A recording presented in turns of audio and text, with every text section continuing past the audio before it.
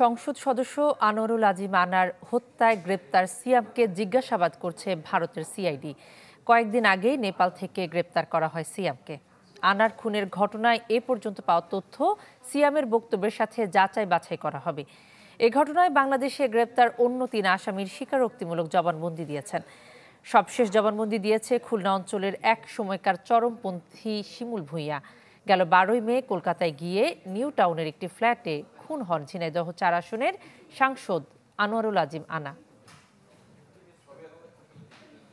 Kolkata CID তারা সেটি তদন্ত করছে এবং তাদের কাছেও একজন আসামি রয়েছে, দুইজন, একজন তারা নেপাল থেকে নিয়েছে এবং তারা আগে একজন অ্যারেস্ট করেছিল। আমাদের কাছেও আছে, তারা তদন্ত করছে, আমরাও তদন্ত করছি, তারাও তদন্ত করছে এবং এক পর্যায়ে আমরা সিদ্ধান্ত নিয়ে যে কোনো একটি জায়গায় এই বিচারটি হতে পারে।